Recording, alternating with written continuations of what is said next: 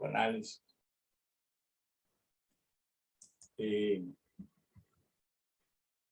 Y docente y catedrático, investigador. En este momento le está dirigiendo el Centro de Estudios Psicosociales de la Universidad del Rosario, y lo más importante, está acompañando como asesor al presidente de la Comisión de la Verdad. Esto lo ha llevado al doctor Ferguson a poder mirar ese proceso desde el punto de vista psicoanalítico y a darnos una vuelta a la hoja del asunto, desde otra perspectiva sumamente original.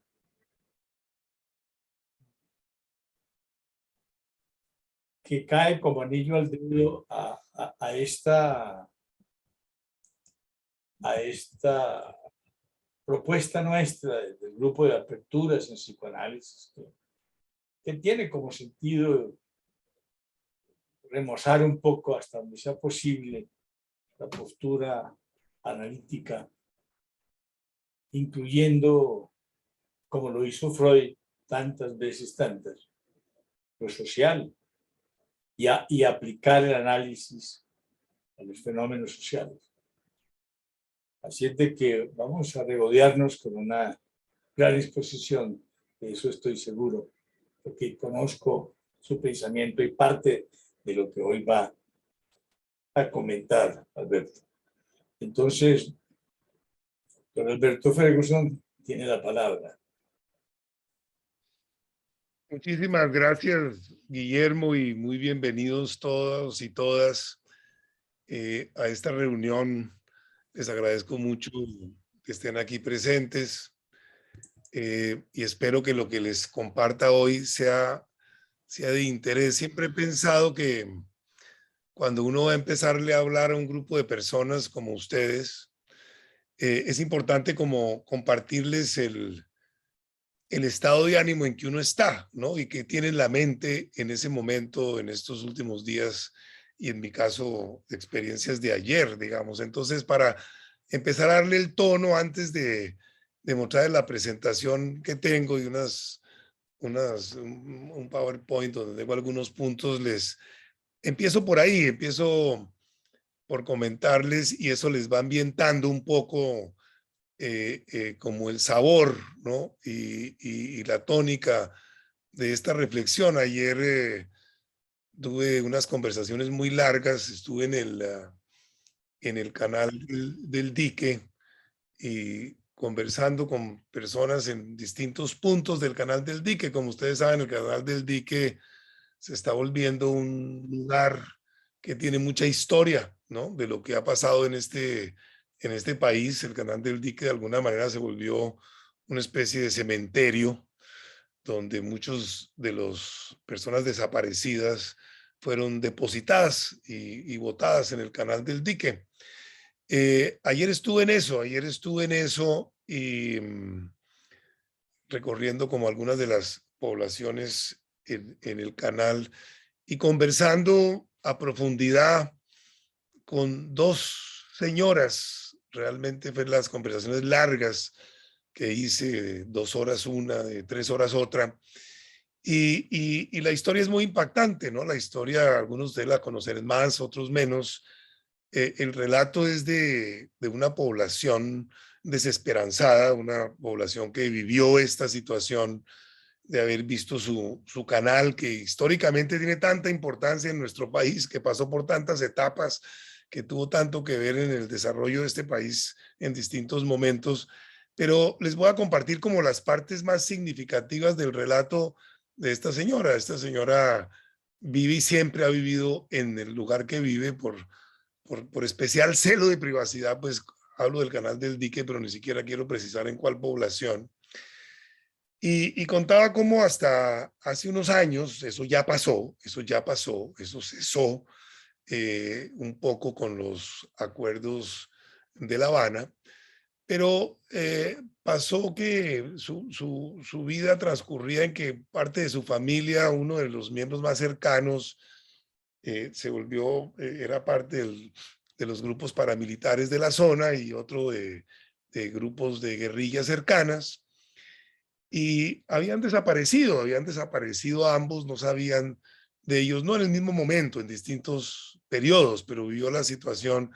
Y una cosa que relatan todas las personas del Canal del Dique es cómo pasaban con alguna frecuencia cadáveres de personas fallecidas y en las poblaciones se acostumbraron a decir, ¿no? Llegó un muerto y iban a mirar y tratar de identificar si eran los restos de alguna persona, de algún familiar de los que hacía mucho tiempo no veían.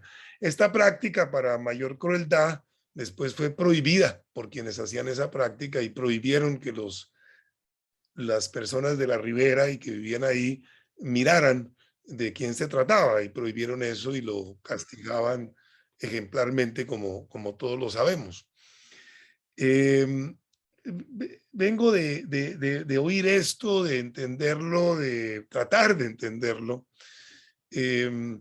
Digamos que lo más llamativo en todo esto es como la desesperanza tan profunda que se ve, ¿no? Son personas que saben todo lo que ha ocurrido, saben que esto cesó, digamos, esto no es una cosa que esté pasando recientemente, pero a pesar de eso hay una gran desesperanza, no creen en la posibilidad de lo posible, hay como una resignación a que así somos y que esto es cíclico y que si bien bajó esto algún tiempo, volverá.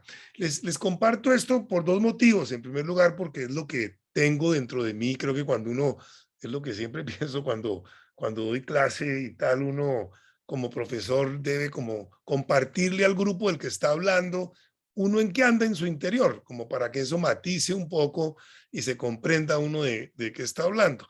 Pero con una segunda intención, que quizás algunos de ustedes se preguntarán, eh, bueno, ¿y qué hace un psicoanalista en eso? ¿Qué hace un psicoanalista en el Canal del Dique? No es decir, no es como en efectivo como el prototipo de lo que se tiene de un psicoanalista mirando estas cosas, digámoslo así, más allá del diván, que mucha de mi conversación de hoy versará sobre eso, ¿no? Sobre qué es estar más allá del diván, qué es hacer cosas más allá del diván.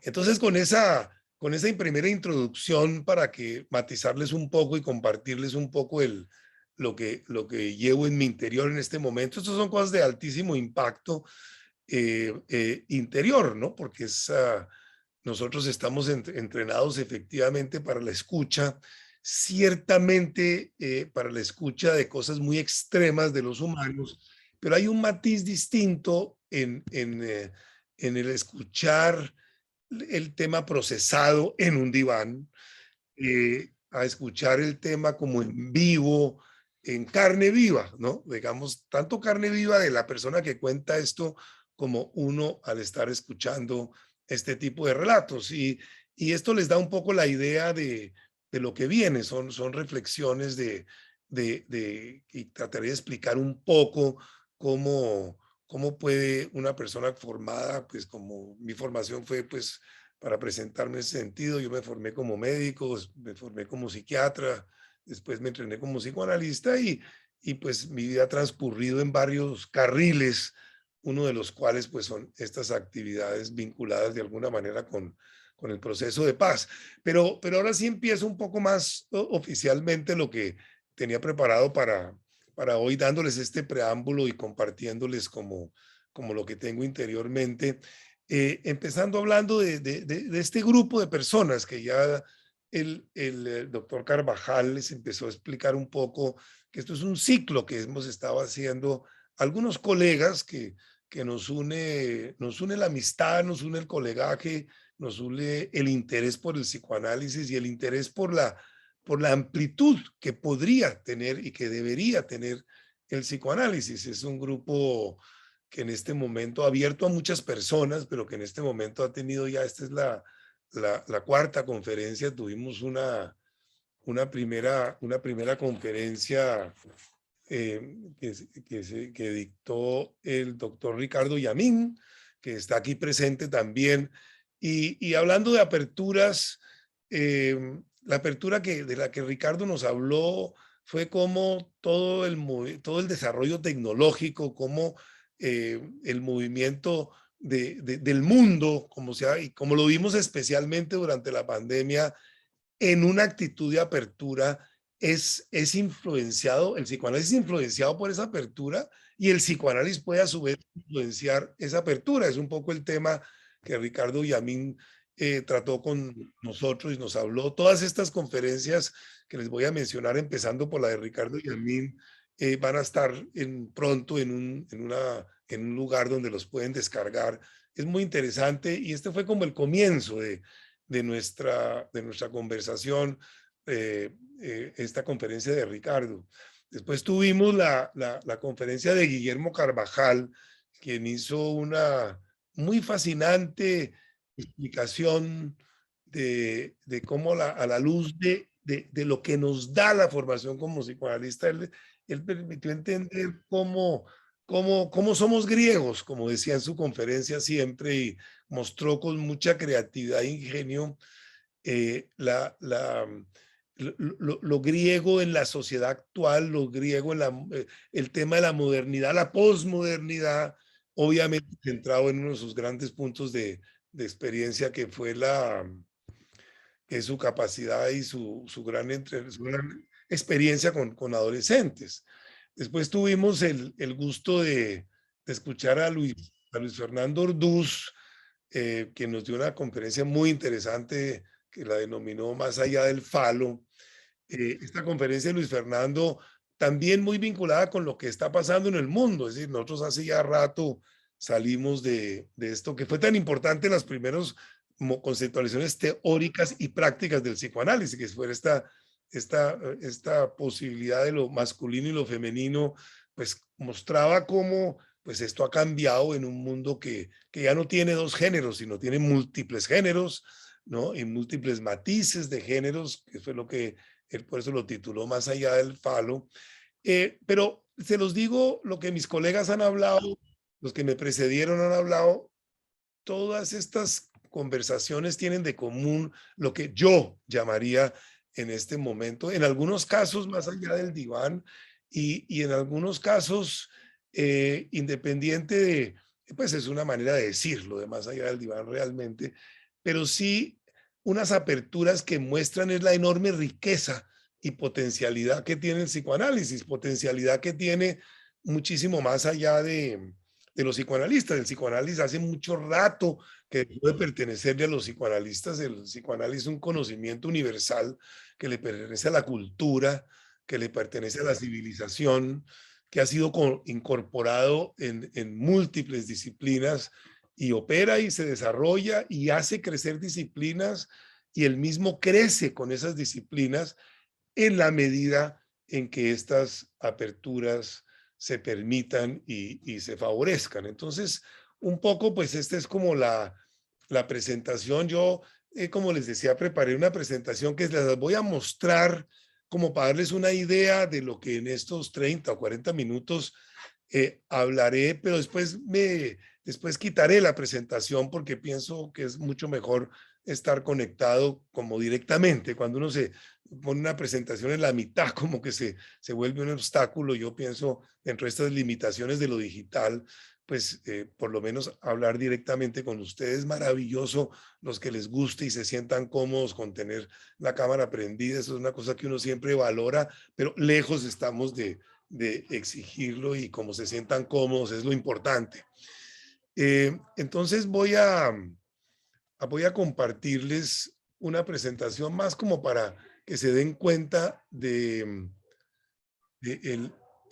cómo pienso llevar estos minutos de conversación con ustedes. Y después seguiré hablando sin la presentación. A ver. Creo que aquí ya ustedes me dicen cuando empiece a compartir pantalla, por favor. ¿Ahí ya estoy compartiendo? No, no aún. No, doctor, todavía no. Entonces, ¿qué habrá pasado? Vamos a ver. ¿Por qué no? A ver. Ya va a ocurrir. Ahí sí, Ahora ¿cierto? sí. ahora sí. Ya, doctor. Exacto. Entonces, esto es como pongámoslo en modo de presentación. De esto es que voy a hablar. Aquí es la presentación, pues, que ya les mencioné. Primero hablaré claro, el que empezó todo esto, pues, fue Freud, ¿no? Con muchos artículos, pero principalmente con un artículo que se llama El múltiple interés del psicoanálisis, publicado en 1913, donde Freud entendió y se dio cuenta, alcanzó a darse cuenta en vida claramente de lo que él había encontrado en el laboratorio del diván, por decirlo así.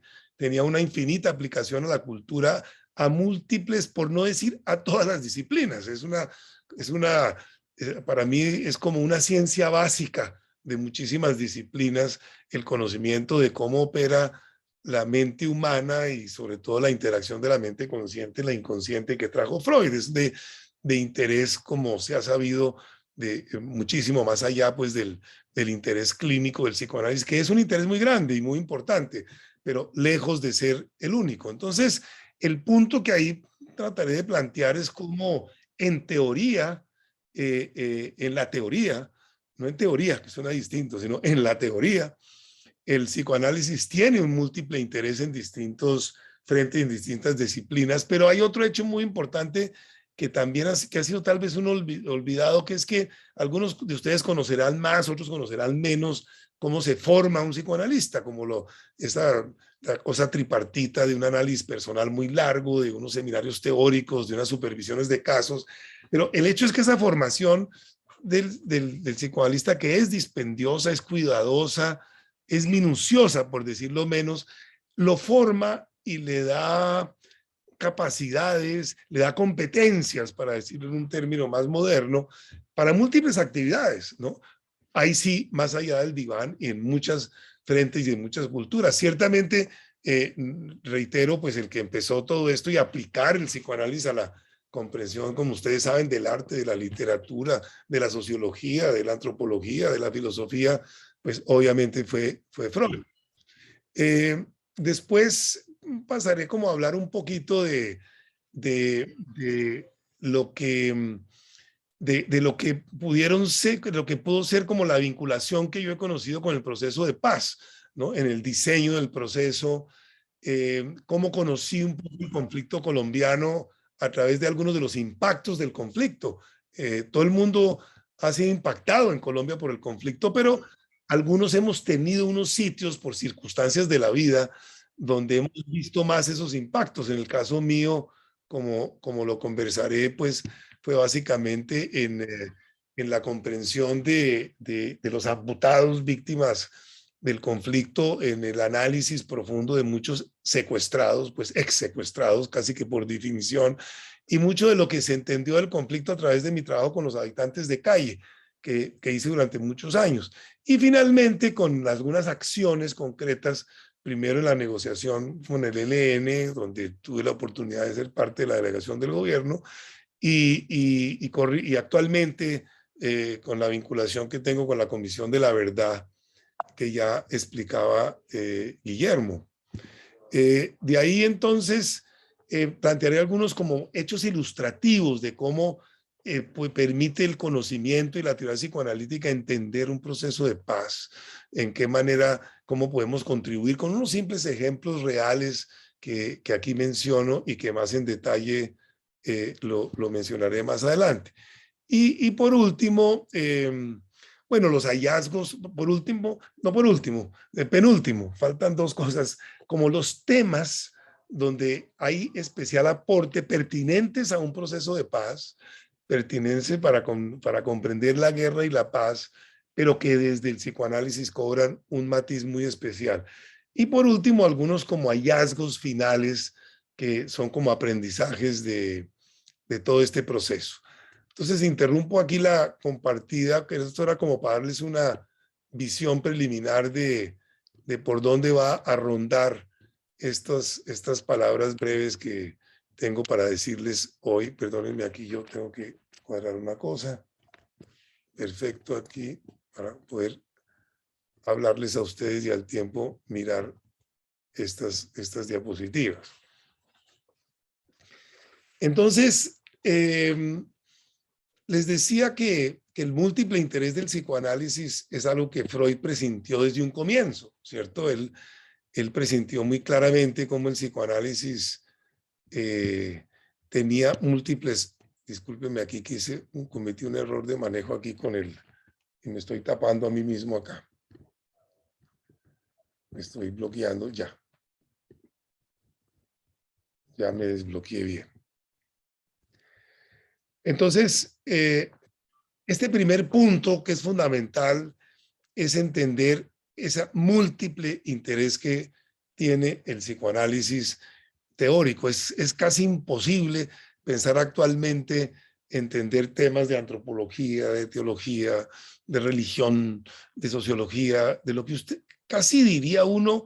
Es decir, hay inclusive personas que han sabido, no en el caso mío, pero utilizar el psicoanálisis para entender dinámicas de matemáticas, ciertamente muchos otros que tampoco ha sido mi caso, pero la aplicación del psicoanálisis a la administración, ¿cierto? A las teorías organizacionales, pues claro, es un conocimiento universal de cómo opera la mente y la mente está en cualquier actividad humana. Luego no es sorpresivo que esto sea así, pero sí es importante y una cosa que hemos querido reivindicar con este grupo de colegas es la validez y la urgencia, la obligación casi ética, ¿no? Del psicoanálisis de permitirse y dejarse ser aprovechado en todas estas disciplinas. Y algunas de las cosas que hemos tratado de mostrar en lo que estamos conversando hoy, pues es como las formas en que eso se puede lograr de distintas maneras. En teoría, pero, y esto es como muy conocido y muy aceptado, yo creo que pues el mundo intelectual, el mundo humanista incorporó ya, ¿no?, las teorías psicoanalíticas a sus propias disciplinas. Y lo importante en esto siempre es, y creo que en eso, de la perspectiva psicoanalítica hay que ser humilde, lo importante es entregarle el liderazgo de cada disciplina a esa disciplina y a las categorías de esa disciplina, y no pretender que el psicoanálisis las dirija. El psicoanálisis también ha habido errores con eso, ¿no? Por extrapolaciones exageradas que generalmente se han producido cuando en la disciplina X, donde se va a aplicar el psicoanálisis, el liderazgo de comprensión pretenda tenerlo el psicoanálisis.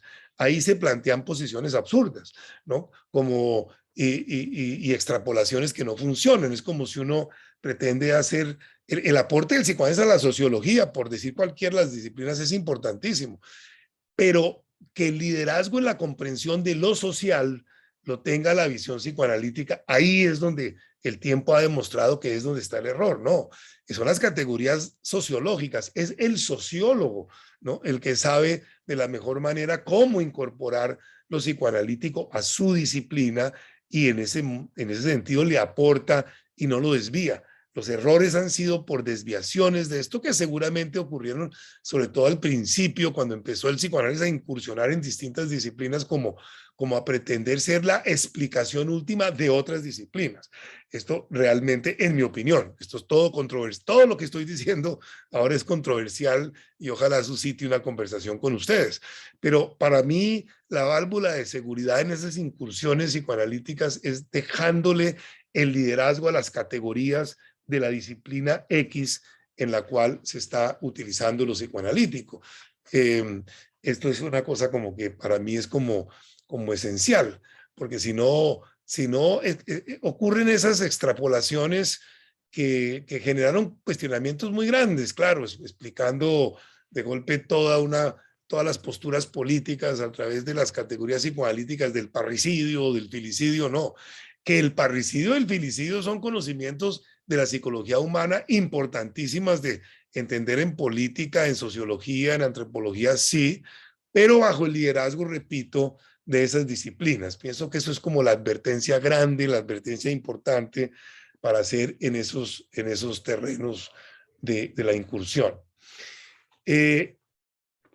Las competencias, les decía yo, la otra cara de la moneda de esto es que el psicoanalista en su formación adquiere unas capacidades que no son fáciles de definir, pero que seguramente todas giran alrededor de la capacidad de escucha en su sentido más elevado, en su sentido más activo, ¿no?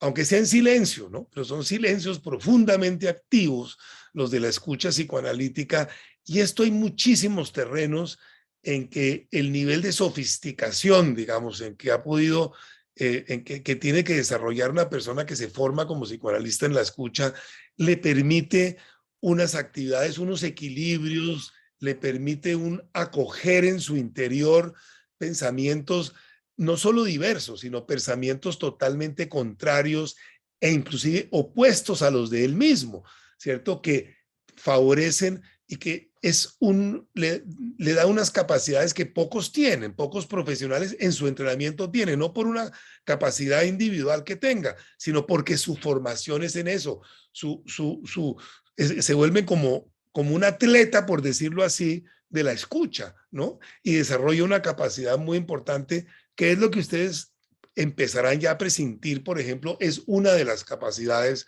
que se pone de manifiesto claramente en las temas de paz, en los temas de negociación, ¿no? Y que no son fáciles de lograr, pero ese es el entrenamiento obtenido, ¿cierto? Que es un entrenamiento que permita ese tipo de situación. Es una cosa como ese desarrollo con la escucha, es una cosa muy importante. Son capacidades que sirven mucho más allá de sentarse detrás del diván, mucho más que escuchar al paciente, no solamente lo trascienden, va claramente mucho más lejos y permite cómo influye en otras actividades. Es lo que los que han aplicado el psicoanálisis a las teorías organizacionales y de administración resaltan como la misma característica, esa capacidad de verse simultáneamente lo externo y lo interno, esa capacidad de esa, esa opción de mirar qué pasa en su interior, cómo algo externo lo está haciendo reaccionar, y al mismo tiempo mirar lo externo, mirar lo interno y lo externo como simultáneamente. Eso es tal vez son las cosas que más hay que resaltar, y eso es lo que le da como competencias y posibilidades de participar en múltiples sitios diferentes. Guillermo, ¿tú estás pudiendo ingresar a la gente? Yo la estoy ingresando también a veces. ¿O te está apareciendo te está apareciendo la opción de ingresarlos o no mucho? Sí, sí, estoy ingresándola, sí, Ah, tranquilo. perfecto, perfecto. Para desentenderme un poco de eso y no Sí, se tener... entiende, tranquilo. Ok, perfecto, gracias. Gracias. El punto siguiente, como les decía, eh, en los cuales yo he visto la aplicación y la utilidad de mi formación como psicoanalista en el proceso ya de paz, podría dividirse como en tres puntos diferentes, como les mostré en la diapositiva. Se los recuerdo: uno en el diseño del proceso de paz, otro en los impactos de la guerra, ¿no? En entender como los impactos de la guerra, algunos de los impactos de la guerra, y otro ya unas acciones específicas durante el proceso de paz. Del diseño del proceso de paz les cuento lo siguiente. Me disculpan que ahí haga referencia a acciones que yo he tenido, pero es como la manera de poderles compartir estas ideas.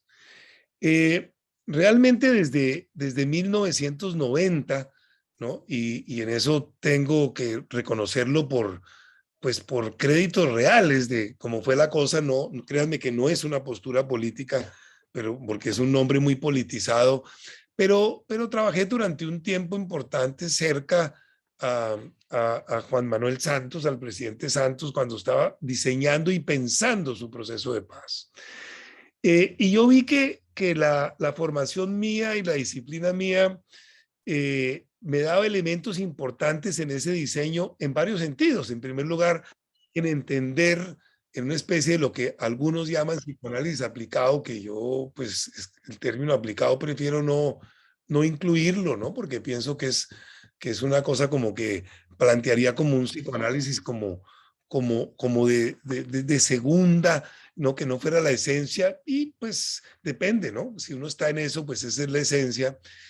Eh, Hay unos elementos de comprender la totalidad de lo humano, la totalidad del comportamiento humano, el tipo de personalidad que es apropiada, más apropiadas que otras para liderar un proceso de paz, que para nosotros puede ser claro, es decir, son las personas que tienen capacidad de poner alguna distancia, ¿no?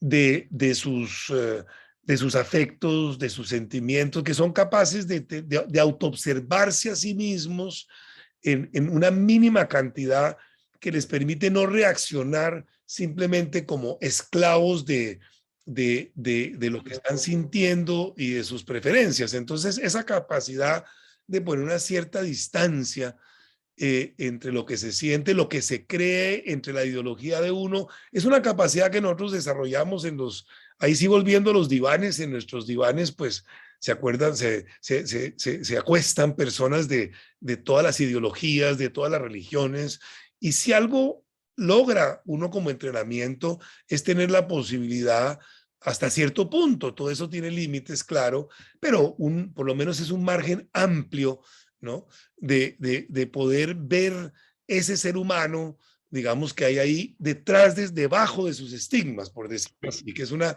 capacidad muy importante en el ser humano, en el proceso de paz, poder ver debajo del estigma a la persona. Ustedes se imaginan, pero les doy ejemplos, ¿no? Los procesos de paz y las negociaciones están llenas de estigmas, ¿no? Es decir, más que fulanos de tal está la persona tal que es guerrillera, que desde el punto de vista que yo estoy hablando es un estigma. Lo de cómo es un estigma paramilitar, cómo es un estigma que esta persona es de determinado partido político, determinado creencia religiosa. Cuando digo estigma no quiero decir que sea falso, sino que ese rol, ¿no? Encubre el ser humano que hay detrás de ese rol. Para nosotros es como, estamos como acostumbrados a descubrir la persona debajo del rol, ¿no? Descubrir ese ser humano que hay debajo de la palabra guerrillero, debajo de la palabra paramilitar, debajo de la palabra militar, debajo de la palabra oligarca, debajo de la palabra, la que sea, ¿no? Desde el punto de vista de lo que estoy hablando, son nombres que responden a algunas realidades, seguramente sí, pero que solamente eh, hay que, en un proceso de paz, si algo es fundamental, es descubrir la persona que se esconde, por así decirlo, debajo o detrás de ese tipo de lo que llamo, entre comillas, estigma. Entonces, esa es una parte muy, muy importante de, la, de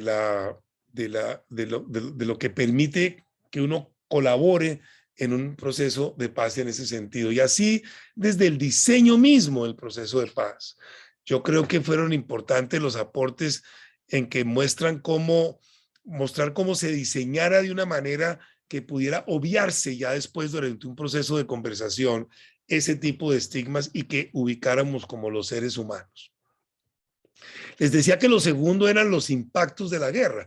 Cada uno de nosotros ha sido impactado por la guerra colombiana en lo personal o ha tenido experiencias externas donde ha visto esos impactos de la guerra y le ha permitido entender algunas de las cosas que ha generado la guerra y el conflicto armado en nuestro país.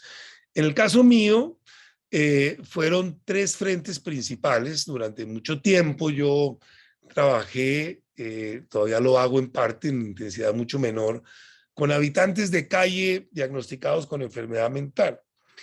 Eh, los habitantes de calle, lo interesante es cuando yo digo esto, la gente pensaría, bueno, que yo me estoy refiriendo a los habitantes de calle que se produjeron en medio del conflicto.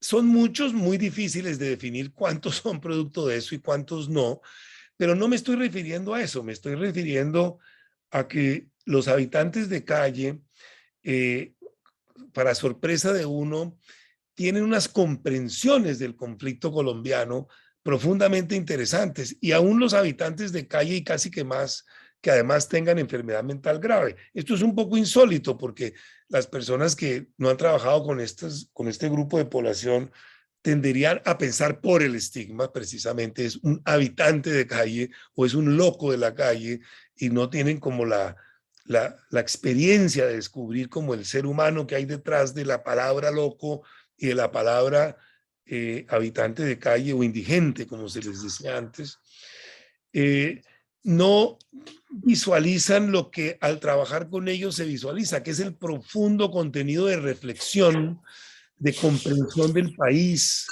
de reflejo de lo que ha pasado, de propuestas de solución que existen ahí. Entonces, este es un sector donde ¿Por qué? por ahí un No, micrófono la abierto. aplicación comenzó a fallar, que no sé qué, no me hace Guillermo, trabajo. tú tienes ¿No se posibilidad pidió de más? enmudecer a las Me personas tocó pedir otro lado. para ayudarlas con Bueno. el micrófono. Entonces, les decía que ese es un sector donde, y ese es otro ejemplo, digamos, ¿no? De más allá del diván. Ustedes comprenden pues que el trabajo con habitantes de calle, enfermos mentales, ya de por sí, ¿no? Es más allá del diván, ¿no? Y es una aplicación, ¿no? Como se diría, o es un uso, es una manera de aprovechar el conocimiento psicoanalítico de una manera que es una apertura, ¿no? Es el tema de nuestro ciclo, de este grupo de colegas con el que estamos hablando. Son aperturas al psicoanálisis, que todas tienen sus antecedentes en la historia del psicoanálisis, unas más conocidas que otras. Por ejemplo, muy pocas personas conocen, pero fue muy importante en la historia de Freud, todo lo que llamaba las free clinics, que son estas clínicas gratis que él creó en distintas ciudades de Europa Central. Esto fueron olvidadas por muchos años hasta que Elizabeth Danto, una psicoanalista trabajadora social, es la mezcla que ustedes se imaginan que permitió eso, que seguramente fue su cachucha de trabajadora social la que le permitió reconstruir eso, y tiene un libro magnífico sobre las clínicas, lo llama las free clinics, las clínicas gratis de Freud, donde Freud utilizaba el psicoanálisis para todo tipo de patologías y para todo tipo de estratos sociales y de sectores sociales, ¿no? Este estereotipo que también es una verdad, ¿no? Es una verdad como el psicoanálisis de consultorio, el psicoanálisis más para neurosis, el psicoanálisis propiamente del diván, es una variante muy interesante y que ha sido muy útil tanto en el beneficio para los que se analizan como para la comprensión teórica de muchas cosas, pero es apenas una, ¿no? De las posibilidades del psicoanálisis, y no se justifica negar todas estas otras, todas las demás.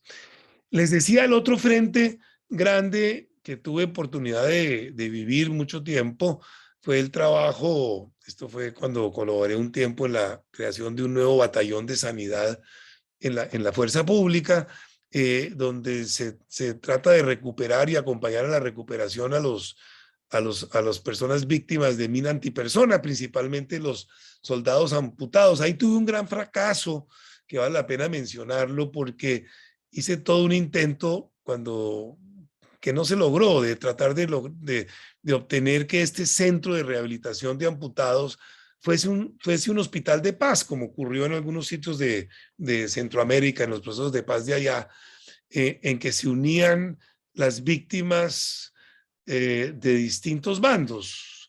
Pero quizás no, eso quizás deba llegar algún día, ¿no? No había el ambiente para eso todavía, y por eso no se logró, pero esa era mi intención, como lograr que hubiera un hospital donde estuvieran los amputados del ejército, los amputados de la guerrilla, y las personas amputadas de la población civil, ¿no? Que serían como, pues hay más, pero digamos son como tres grupos, y eso concebido como una posible estrategia de paz, ¿no? A partir de las víctimas, ¿no? A partir de integrar las víctimas. Pero todo esto los traigo como ejemplo de un psicoanalista haciendo cosas más allá del diván, ¿no?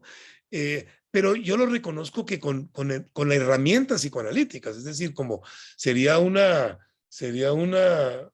negación, por decirlo menos, y una falta de seriedad casi que científica plantear que estas incursiones, por lo menos en el caso mío, no estuvieron alimentadas de la comprensión de la mente humana que hemos obtenido y de la formación como psicoanalista que hemos obtenido nosotros. Y el último ejemplo, del cual seguramente pienso detenerme un poco más, quiero hoy de todas maneras dejar suficiente tiempo para conversación y para preguntas y comentarios, es la participación ya en acciones directas vinculadas con el proceso de paz. Durante el proceso de las FARC con el gobierno, participé como, digámoslo así, en la sombra. Para nosotros los psicoanalistas trabajar en la sombra es como una cosa normal, digamos, ¿no? De hecho, de alguna manera, nuestro trabajo es bastante anónimo, no tiene un gran protagonismo, no lo mostramos, ¿no? Es un trabajo solitario.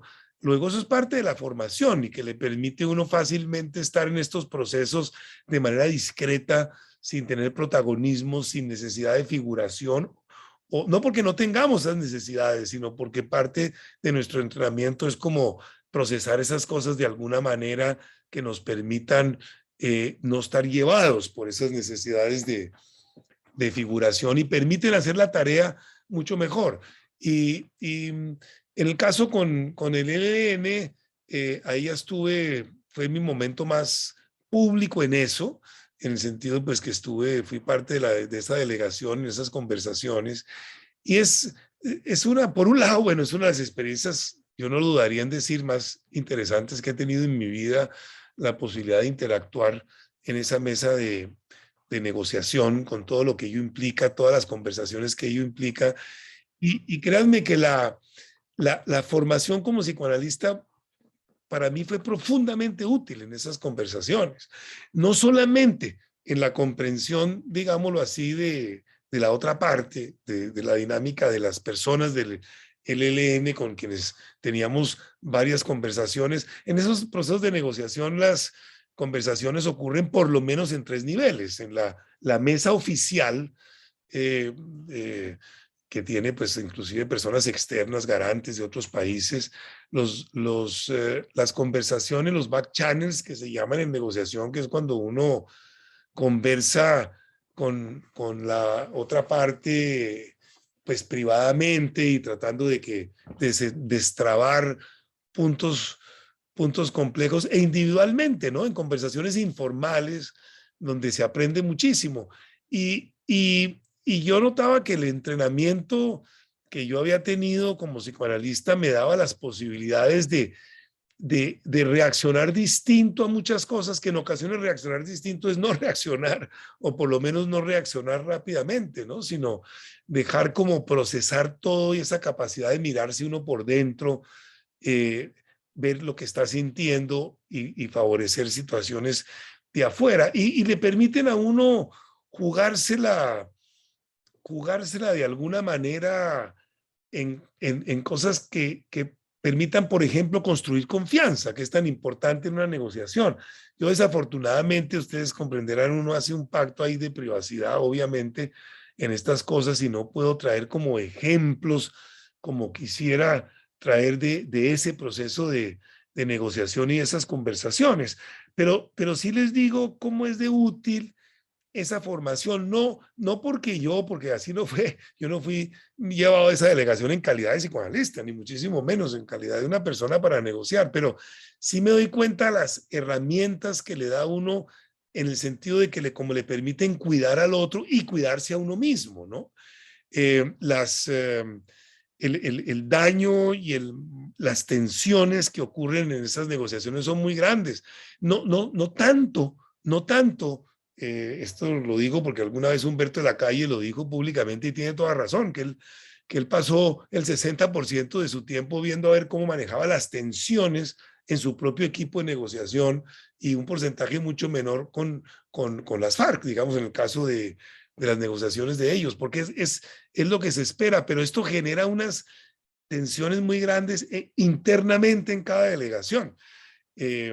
Tal vez les puedo dar esa pequeña infidencia. Yo, tal vez por la actitud que uno desarrolla, habiendo sido entrenado como psicoanalista, pues se vuelve uno una persona que lo buscan para conversar, porque saben que van a ser escuchados, ¿no? De alguna manera, mi cuarto, mi habitación en el hotel donde estaba mi delegación, después de un poco tiempo se se llamó precisamente el diván, ¿no? Porque las personas como que iban a hablar no por ninguna tarea que fuera explícitamente, quizás por esa posibilidad de escucha diversa que se desarrolla como psicoanalista. Entonces, en esas negociaciones, el papel y la comprensión de la mente humana, de la mente consciente, de la mente inconsciente, de las pulsiones más básicas del ser humano, de comprender cómo los humanos progresamos en el desarrollo y regresamos, nos adultizamos, nos infantilizamos, y la costumbre que tenemos de captar estas cosas es profundamente útil en estas negociaciones. Les doy ejemplos también puntuales que se pueden compartir. Nosotros se supone, o muchos negociadores suponen que lo más importante es detectar cuáles son los intereses del otro, ¿cierto? De la contraparte. En estas negociaciones se pone en evidencia, para nosotros no es una sorpresa, con la enorme frecuencia en que los humanos no funcionamos de acuerdo a nuestros intereses. Esto sin la herramienta psicoanalítica no es fácil de entender, ¿no? Porque la gente supone que si alguien está defendiendo una postura, es porque eso debe de alguna manera corresponder a un interés que uno se ha inventado cuál es el interés lógico que tuviera.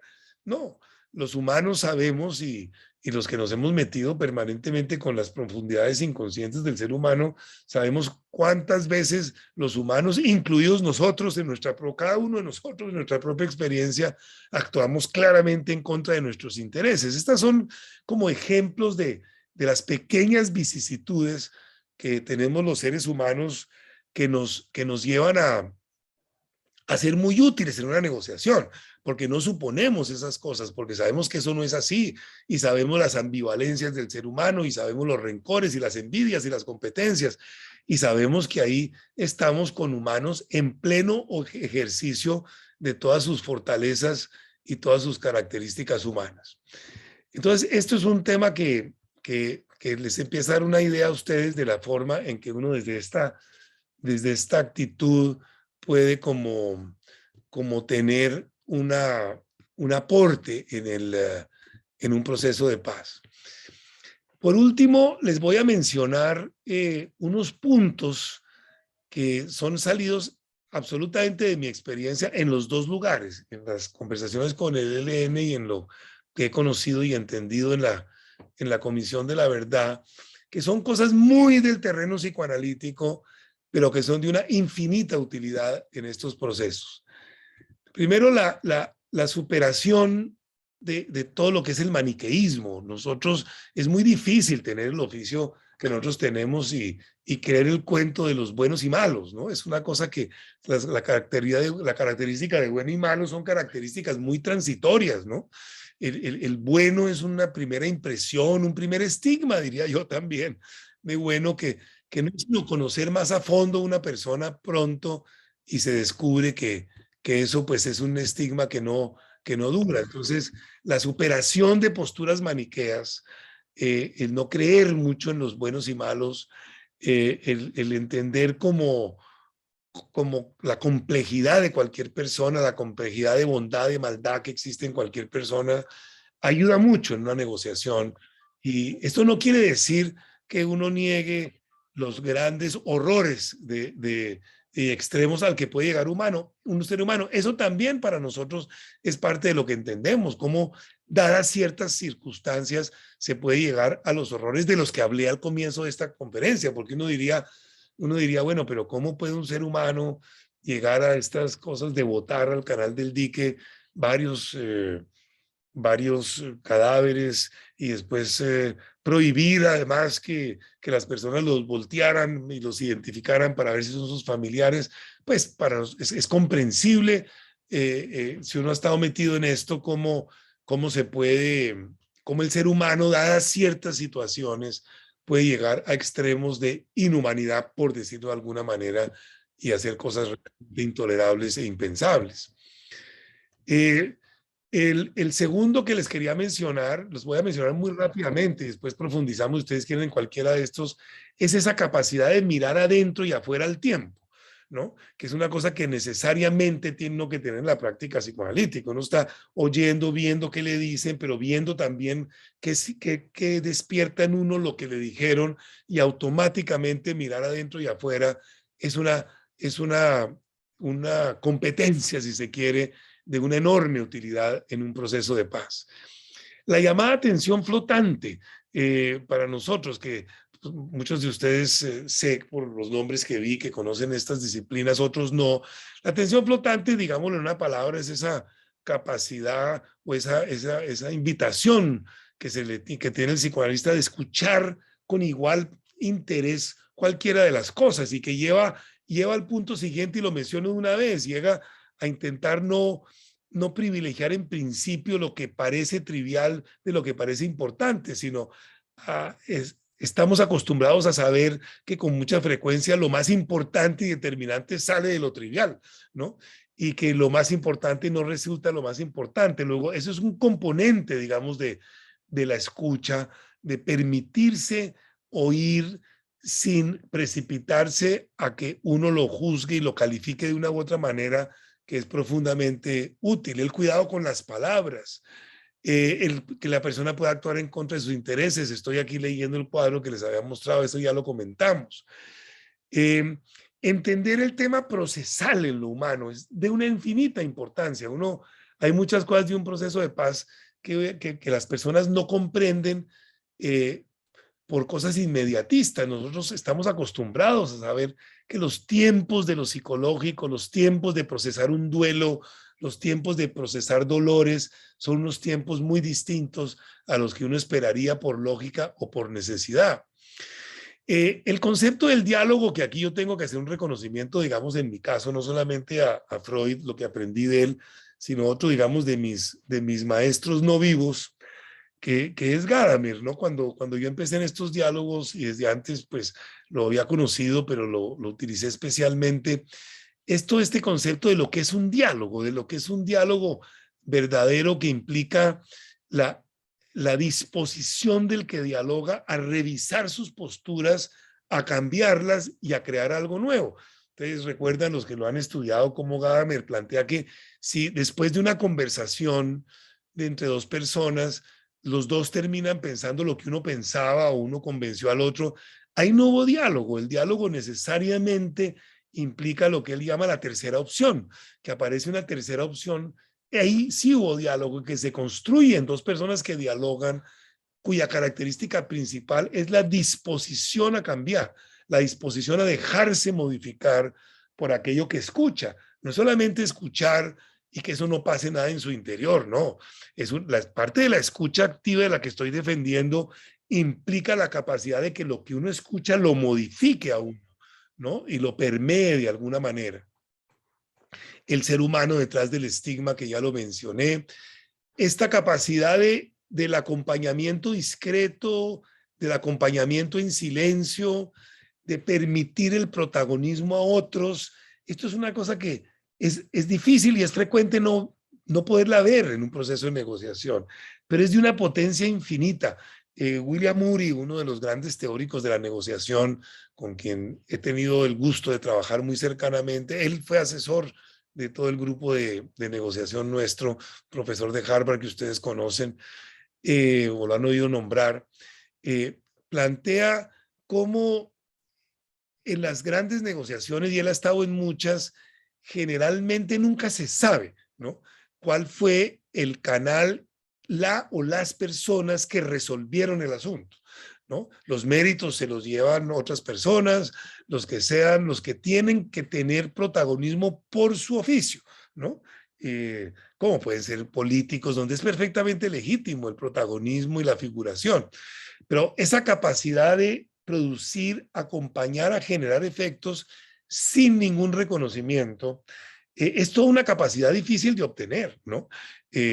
No, yo a veces lo digo, pues ustedes me comprenden jocosamente, el psicoanalista se entiende a eso, el psicoanalista sabe que ha acompañado a personas que han logrado grandes desarrollos, pero nunca puede andar diciendo, mire cómo anda de bien fulano, gracias a que se psicoanaliza conmigo, mire lo que logró. No, eso no se sabe, ¿no? Es un trabajo anónimo, silencioso, profundamente útil en una negociación, y que no tiende a predominar. Y la conciencia, lo que les venía diciendo, la conciencia del proceso. La valoración infinita de la confidencialidad, ¿no? El comprender que hay cosas que solamente el ser humano puede procesar y tiene que procesar en confidencialidad, que de resto esto es una cosa que no tiene posibilidades de ocurrir. Estos son como estos elementos muy de pasada que les menciono para mostrar cómo una formación psicoanalítica y la teoría psicoanalítica puede ser de útil en un proceso de negociación. También hay perspectivas que uno visualiza, quizás por su mismo entrenamiento, que no son fáciles de ver y que yo creo que son muy útiles y serán muy útiles para una futura negociación que está pendiente, porque la paz completa está pendiente en Colombia, ¿cierto? En últimas, muchos de los procesos de paz, claro, el último fue el proceso de paz, no porque hubiera hecho parte de él, pero es un proceso de paz que seguramente en muchos aspectos es el más completo, aunque hay quienes dicen y lo cuestionan y está muy bien, ¿no? Son distintos puntos de vista. Hay quienes plantean que viendo los hechos, el proceso de paz más completo pudo ser el del M-19. En fin, eso es otra discusión que no es el tema de esta noche, pero sí quiero decir que uno puede percibir elementos faltantes, uno que para mí siempre fue como muy claro, y es la falta de participación mucho más global de toda la comunidad, de toda la ciudadanía, de toda la sociedad colombiana en este proceso, no solamente de muchos sectores que no participaron, generadores de violencia y grupos armados que finalmente con los que no se logró la paz, empezando por el M-19, pero también grupos delincuenciales, otros. Es decir, la paz completa de Colombia requiere una inclusión de personas que seguramente muchos pues ya están en eso y algunos estamos en eso, digamos, pensando, imaginando cómo será el siguiente proceso de paz que tiene que haber. Seguramente, cuándo, pues ni idea, pero falta completar lo que se hizo, pero los elementos empiezan a ser,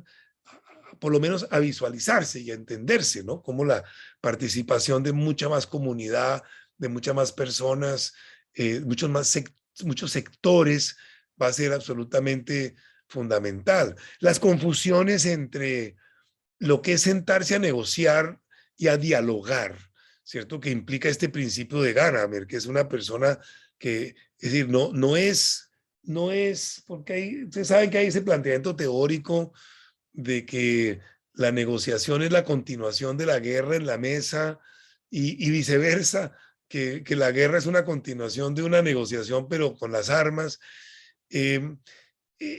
Por ahí en esa encrucijada no se resuelve el asunto. Tiene que ser en una encrucijada donde hay verdadera disposición de crear una tercera, una tercera opción, ¿no? De ganar la última batalla en la mesa, digámoslo así, ¿no? Eso es una cosa que es muy difícil de superar. Yo quisiera, como lo hemos hecho generalmente en este ciclo, que dejamos siempre unos 20 minutos, 30 minutos, bueno, ya serán solo 20 minutos de un poco de conversación y de preguntas con ustedes, pero el mensaje es, en este caso, como ya les mencioné, de todo este ciclo es el psicoanálisis, las aperturas, es viendo el psicoanálisis en sitios y en terrenos donde no solamente tiene la posibilidad, sino la obligación, diría yo, ética, de estar presente, de meterse y de ayudar de alguna manera. Pues muchas gracias. A medida que ha pasado el tiempo y he estado sin la presentación, he visto varias caras conocidas. A todos los que conozco y me conocen, mil gracias por estar aquí, por haber venido hoy, y utilicemos estos últimos minutos, si a nuestro moderador le parece, bajo tu liderazgo, Guillermo, para conversar un poco con las personas que han venido hoy. Sí, claro, Alberto. muy interesante. Yo voy a empezar a abrir la conversación diciendo cosas que se me han ocurrido al escucharte, ¿no? Sí, es muy claro que los analistas sabemos de neutralidad, por ejemplo, ¿no? De asumir una postura neutral frente a la persona a la cual estamos escuchando. Y propendemos por pasar de la emoción al pensamiento, ¿no? Que un pensamiento en emociones se vuelva un pensamiento en el pensar. En el pensar pensamientos en lugar de pensar emociones, como diría alguno de nuestros autores, ¿no? Y la capacidad empática de ponerse en las botas del otro y poderlo reconocer, ¿no? Pero, ¿cómo hacer que esas cosas, uno como analista, cómo será la intervención del analista? ¿Y cuál fue tu intervención? Por ejemplo, piensa uno, ¿cuánto de terapéutico pudiste haber realizado con tantas gentes con las cuales tuviste todos estos contactos? Terapéutico en el buen sentido de estas cosas que estamos hablando, ¿no? Amén de escuchar discursos evacuativos y de tranquilizar a la gente, ¿no? Porque piensa uno que sí, en una mesa de diálogo, de la que sea, no importa, ¿no? Pues un pensar psicoanalítico sería una enorme utilidad. Muchas gracias, Guillermo, por tu reflexión y tu pregunta. Y sí, gracias por traer esto de pensar pensamientos, que es la esencia de este tipo de aplicación del psicoanálisis, ¿no? Y todas estas teorías de cómo uno puede pensar pensamientos y sentir lo que siente y pensar lo que piensa. En la práctica, tu pregunta práctica, yo no tengo una respuesta precisa. Yo creo que nosotros, si bien como dije, en ningún momento yo fui invitado a esta reunión, a esta negociación, ni a la Comisión de la Verdad en calidad de psicoanalista, pero uno termina interactuando con las personas con una, diría yo, Guillermo, y no voy a poder avanzar mucho más que eso, pero te digo que es poderoso, con una actitud. Yo creo que lo que uno lleva ahí es una actitud de escucha que donde uno logre como presentarla, tiene algún grado de efecto contagioso. Es como una actitud donde uno recoge, como que procesa, pero no algo que uno haga voluntariamente, es algo que uno hace como automáticamente, ¿no? Y lo va procesando y esa actitud, muchas veces el solo, que no es deliberado, el solo silencio en ciertas situaciones críticas, la sola manera como se conversa, eh, empiezan a reproducir de alguna manera lo que pasa en una sesión psicoanalítica, pero en un nivel distinto, claro está, pero empieza a favorecer eso. Yo creo que cuando, por ejemplo, hay lo que tú dices, unas descargas y unas, en términos nuestros, unas catarsis, ¿no? Unos desahogos de las personas eh, o grandes explosiones de agresividad y uno, sin proponérselo, pues la agresividad humana es algo como que ese es un tema, es el siguiente tema, ¿no? Que Camilo Jacome nos traerá el martes entrante, hablando de eso, el adulto y la agresividad. La cercanía que tenemos nosotros con la agresividad humana nos lleva a producir un tipo de respuesta y a veces de no respuesta, ¿no? A lo agresivo que genera que esto empieza a tener un rumbo distinto. Sí, el hecho de que uno no entra en la desencajada general, en que no entra en el ir y venir de ataques, de agresiones, de insultos, eso solo genera una atmósfera donde poco a poco se van pudiendo, utilizo tus palabras, Guillermo, se van pudiendo pensar los pensamientos y sentir los pensamientos un poco más. Yo creo que es eso. Ahora, la gente, de alguna manera, las personas lo reconocen así, inclusive lo notaban más que yo, y yo no estaba en un rol de psicoanalista, yo no, pero la gente lo pone a uno en ese rol, de alguna manera, ¿no? Y lo viven así, y se empiezan a producir estos fenómenos positivos que facilitan como como la negociación, el hecho de la inclusión, el de poder uno, el solo hecho de no comerse uno mucho el cuento de lo maniqueo, de lo bueno y lo malo, es poderosísimo, ¿no? El solo hecho de que cuando se está insultando a alguien, uno como que tiene tendencia a hablar de esa persona que se está insultando detrás del acto que hizo y como que eso invita a los demás a que también descubran la persona. Cuando uno pone en evidencia a la persona, como que todas las personas se van poniendo en evidencia, ¿no? Yo no quiero rotular mi propia cosa, ¿no? Algunos personas con que he hablado eso decía, no, pero es que usted está haciendo terapia de grupo, yo no tengo ni idea, ¿no? Yo eso lo dejo para los demás, yo solo sé que esa no es mi intención, ¿no? Y que no es lo que he tratado de hacer, ni lo que trataba de hacer, pero una cosa es como uno bautice lo que está haciendo y otra cosa es lo que sea. Puede que para algunas personas eso se hiciera así, yo no creo, ¿no? Pero, y he hecho terapia de grupo, ¿no? Deliberadamente, pues, donde sé los parámetros que tiene. Gracias, Guillermo. No puedo más que comentarte tu comentario. Ok, muchas gracias. Luis Fernando, Luz, tiene levantada la mano. Ya voy, espera, la bajo. Dos preguntitas, pero antes una consideración. Yo en otros escenarios he planteado, sobre todo hablando del proceso de paz, que el proceso debería ser para permitirnos una convivencia en los conflictos, ¿sí? No tanto una pretensión de la paz, porque la paz me parece que, para usar un lenguaje psicoanalítico, es como un nirvana, un estado donde no pasa absolutamente nada, y la ausencia de conflicto me parece que es la ausencia de la vida, ¿no? Como que la paz es la paz de los sepulcros, pero lo que debemos propender es cómo convivir bajo los conflictos o en los conflictos. Pero vale, o sea, yo digo, vale la idea de la paz pensada como la posibilidad de este diálogo y este ejercicio de la no violencia en la resolución de conflictos.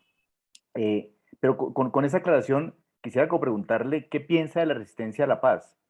¿Sí? Yo siento, a mí, cuando se da esta cosa del plebiscito y entre comillas ganan los del no a la paz, de todo, a mí se me sorprendió un poco ese resultado y siento una resistencia frente al proceso.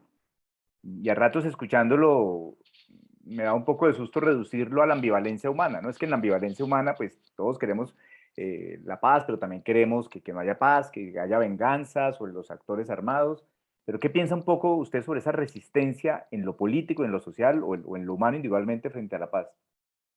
Y lo segundo, ya que traía lo de, como lo decía Pacho de Rubel esta mañana, que se lo leía que uno de los mayores ataúdes de Colombia es el canal del dique. Eh, ¿Qué piensa usted de esos trasfondos del alma humana que uno empieza a ver cuando empieza a descubrir estas historias, a destapar estas historias? ¿Sí? Yo pensaba un poco en eso que decía Freud de cómo nos defendemos, la civilización supuestamente se ha defendido frente a tres elementos básicos que son el parricidio, el incesto y el canibalismo. Yo pensaba, eso está vigente en nuestra cultura, digo, en nuestro contexto colombiano. Aquí somos parricidas, incestuosos y canibalísticos, de manera directa, explícita, sin ningún tipo de metáfora, o metafóricamente con el fratricidio, con los abusos sexuales y con la destrucción del otro, ¿no? Haciendo alusión a estos tres elementos, parricidio, incesto y canibalismo. ¿Qué se siente, digamos, escuchando estas historias o viendo estas historias, ¿no? Estos trasfondos del alma humana. Muchas gracias, Luis Fernando. Voy a contestar brevemente por lo que veo otro par de manos levantadas por ahí. Gracias sobre todo por la primera, por todas, ¿no? Pero la primera pregunta, gracias por esa pregunta de lo del conflicto. Siempre he sido muy crítico, lo fui, inclusive publiqué algunas cosas sobre eso, sobre la palabrita posconflicto, ¿no? No hay palabra más equívoca que hablar del posconflicto desde que se empezaba a hablar cuando dijeron cuando lleguemos al posconflicto, ¿no? Es una palabra muy equívoca. Estoy absolutamente de acuerdo que para nada, uno precisamente desde la perspectiva psicoanalítica no podría, pero la perspectiva sociológica tampoco, ¿cierto?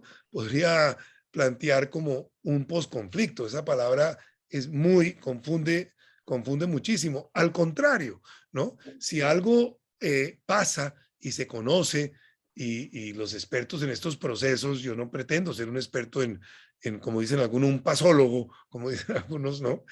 Es que hay una cantidad que los conflictos se incrementan después de que firmarse acuerdos de paz, la palabra paz también es mala, ¿no? ¿Qué es eso de paz, cierto? Habría que precisar eso mucho. Por eso yo generalmente hablo y trato de hablar de los acuerdos de La Habana, que esos sí son unos acuerdos, ¿no? En que va a haber unas de cosas que van a ocurrir de parte y parte. Una parte va a dejar las armas, se van a adquirir ciertos derechos políticos. Esos sí son unos acuerdos de La Habana, ¿no? Pero decir como que ahí se firmó la paz, ¿eso qué quiere decir? ¿Cierto? Es una cosa muy compleja y mucho menos lo del posconflicto. De hecho, lo estamos, y la gente se le olvida. Antes de que se firmaran los acuerdos de La Habana, teníamos claro en teoría que venía el tema del posconflicto y sabíamos por teoría que se incrementaba el conflicto claramente después de firmado y los desarmes, porque la guerra tapa los conflictos. En la guerra la gente tiene miedo, la gente no se expresa, ¿no? Digamos, lo mínimo que uno ve, no lo puedo comprobar, pero para muchos de nosotros claramente el estallido social del 2019 en Colombia, pues es un estallido social que seguramente no hubiera ocurrido sin los acuerdos de La Habana, ¿no? Es decir, y más conflictividad social que la que se puso en evidencia ahí, especialmente en tu tierra, Luis Fernando, en Cali, ¿no? Pero en todas partes, ¿no? Pero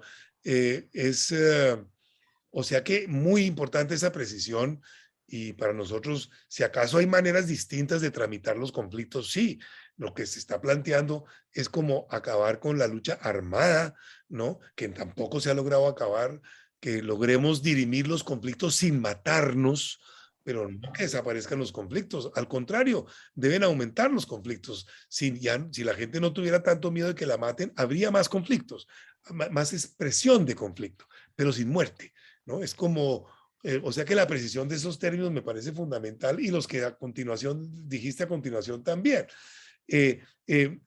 Ciertamente no, reducirlo a la ambivalencia no, ahí es donde estaría el riesgo de hacer psicologismo, ¿cierto? En que nosotros tratemos de explicar lo social solamente por una categoría psicológica. Eso lo tienen que definir desde la sociología, desde lo cultural, desde la antropología, desde otro tipo de disciplinas, ver cómo nuestros conocimientos de la ambivalencia humana se aplican ahí, pero no hacer explicaciones integrales. Lo del parricidio, yo recuerdo, eso ya hace muchos años, pero pues era parte del furor inicial psicoanalítico que las guerras se empezaban a explicar, eso es puro parricidio y eso es filicidio. No, no. Es que, ¿qué tal? Negando pues los factores económicos y de todo estilo causantes de la guerra. Pero yo creo que el psicoanálisis ha encontrado más su sitio, mi fórmula, mi vacuna contra eso, pero no sé si es eficiente, es darle el liderazgo a la disciplina de que se trate y que esa disciplina coja los conocimientos psicoanalíticos y los subordine a sus categorías y sus leyes para no hacer psicologismo, que es un error muy, muy grande, ¿no? Tan peligroso como todos los ismos de ese estilo y los biologismos, etcétera. Lo mismo con lo que tú traes del fratricidio, el canibalismo. Claro, eso son cosas de los humanos, que los humanos somos capaces de trabajar. Nosotros trabajamos esas realidades en la práctica clínica, más que todo, pues, o exclusivamente en la fantasía. Claro, hay ejemplos de esas cosas hechas reales y tal, pero eso ya superan, a mi juicio, la comprensión psicoanalítica. Es decir, eso ya es un estudio que requiere de otras disciplinas y que lo que nosotros hemos entendido de esto les puede dar como algún aporte a eso. La otra pregunta, esa por ejemplo también, ¿no? ¿Por qué el no? ¿Por qué el no en el plebiscito? Pues es una cosa que ni siquiera ha sido bien explicada por la ciencia política, ¿no? Por ponerle una disciplina más cercana a entender el resultado del plebiscito, ¿cierto? Que el psicoanálisis. El psicoanálisis, si acaso, puede dar componentes que ayuden en eso. ¿Qué tipo de componentes con eso? Bueno, pues los componentes que nosotros sabemos en el sentido, por ejemplo, de la tendencia que tenemos los humanos a no cambiar, la tendencia a mantener un equilibrio en términos nuestros, por más neurótico que sea, ¿no? Pero ¿me entiendes? Yo jamás utilizaría esas categorías directamente psicoanalíticas para explicar el plebiscito, ¿no? El plebiscito puede que ninguna disciplina la pueda explicar solo, pero yo prefiero que la comprensión del plebiscito la lidere la ciencia política y no el psicoanálisis, y que los politólogos ¿no? Utilicen los conocimientos psicoanalíticos para lo que les sirva para explicar ese resultado del plebiscito. Y es que además, porque no es la no paz, ¿no? Son un montón de factores por los que la gente votó no, que no es solamente es decir, no es gente que quisiera la violencia, ¿no? Sí, y tal. En fin, es muy amplio lo que me planteas, Luis Fernando, y también son simples comentarios a lo que tú estás planteando. Muy bien, entonces Marisabel Reaño, por favor. Perdón, un segundito, Marisabel, cierro aquí una puerta que se abrió, hay que cerrar.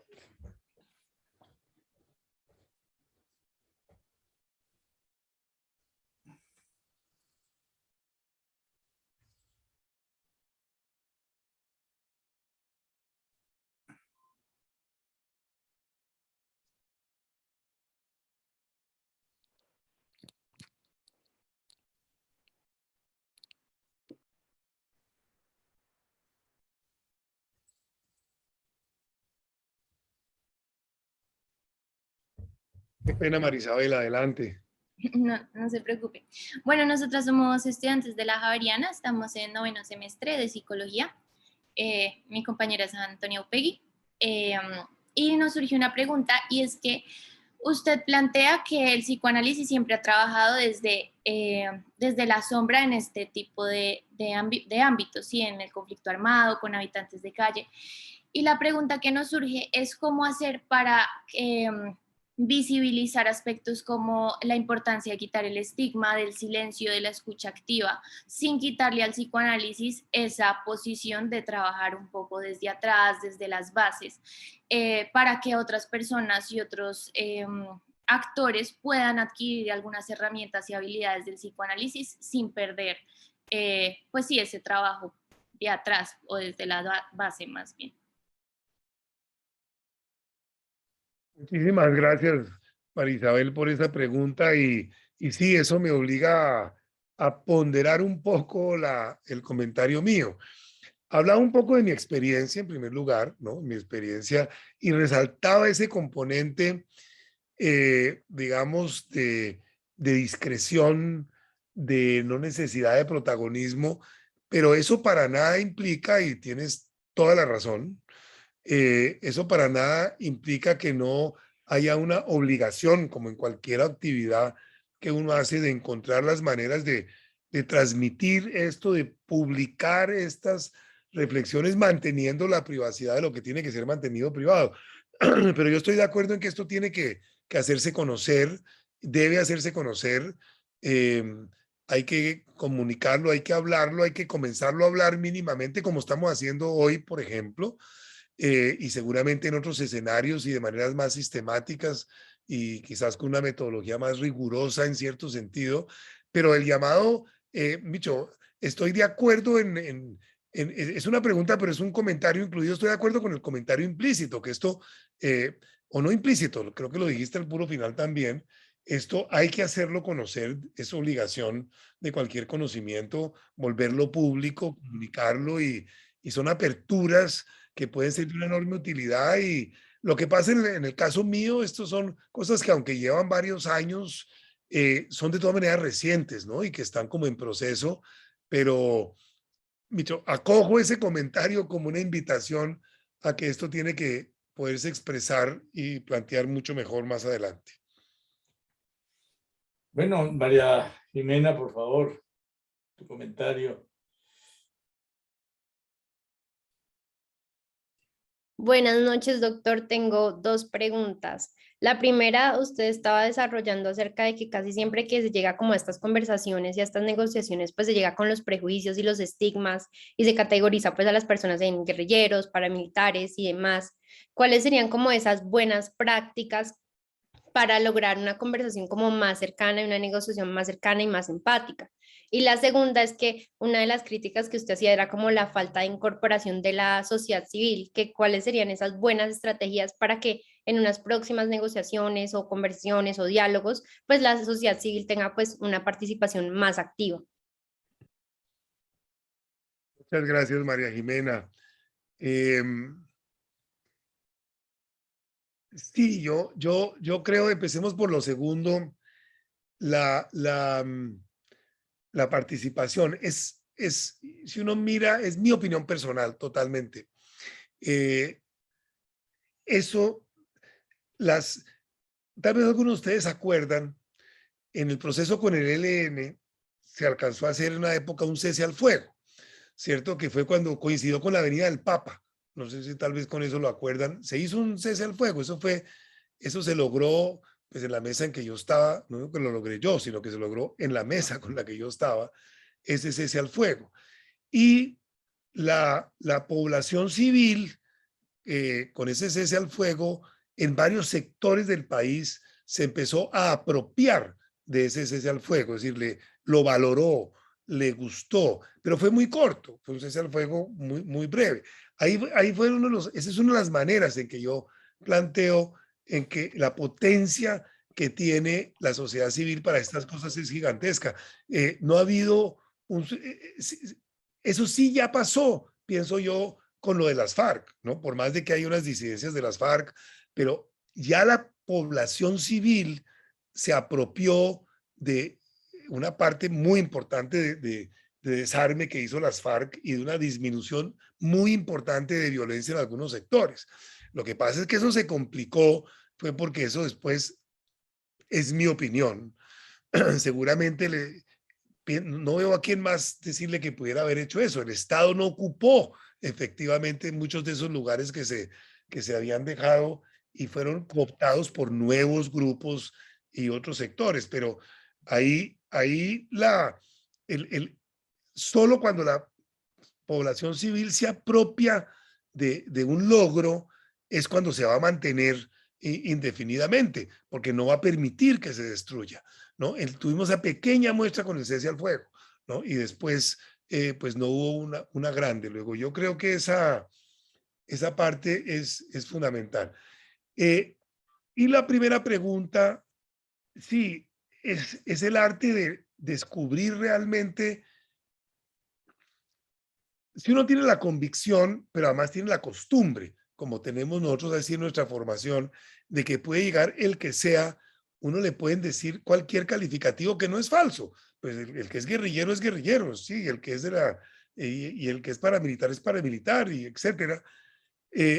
Pero que eso no es todo, que eso es una parte, si acaso, de la persona, pero que debajo de eso hay un ser humano que se destape.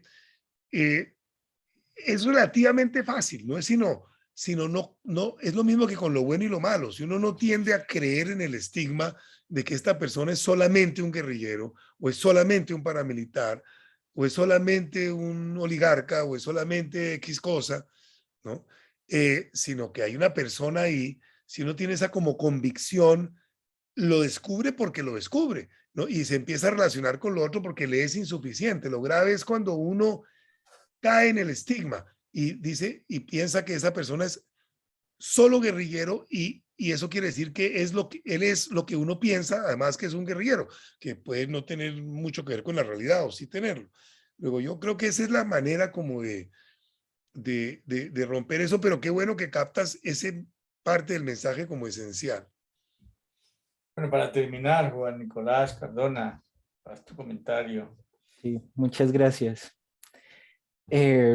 Bueno, estaba pensando en mi comentario y creo que es muy amplio, pero bueno, vamos a ver.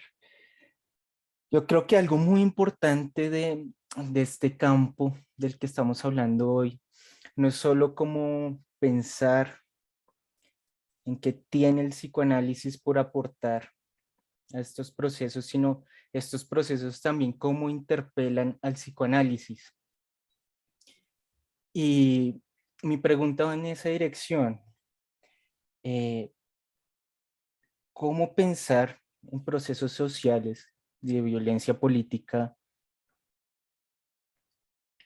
afecta ciertas nociones, sobre todo técnicas, de nuestra labor? ¿Qué pasa con la transferencia y la contratransferencia en estos escenarios? ¿Se puede pensar? ¿Qué pasa también, por ejemplo, con aspectos como la neutralidad y la abstinencia? Digamos, yo entiendo que Alberto de pronto se mueve en un campo más diplomático del asunto, pero no sé, me pongo a pensar que en el trabajo con ciertas víctimas, la neutralidad y la abstinencia de pronto tambalean un poco. Lo digo cuando estamos frente a víctimas de violencias sistemáticas y estructurales del conflicto, ¿no? Entonces, estamos trabajando con desaparición forzada y todo el tiempo se está negando el hecho victimizante. ¿Dónde cabe ahí neutralidad y abstinencia, ¿no? Entonces, pasa, yo creo que le ha pasado también a Alberto cuando llega a ciertas comunidades, cómo se percibe una transferencia bien interesante sobre lo que puede ser un agente estatal, por ejemplo, y cómo se trata y cómo hay un secretismo o cómo hay cierta agresión de entrada frente a los psicólogos, psicoanalistas y demás funcionarios. Entonces, bueno, la pregunta es esa, ¿no? ¿Cómo siente que esto ha interpelado uno o dos conceptos que se le ocurran así brevemente, ¿no? Gracias, Juan Nicolás. Guillermo, ¿cómo hacemos? Hemos sido muy puntuales en terminar a las 1:30 y nos interesa no dañar como esa costumbre, ¿cierto, Guillermo?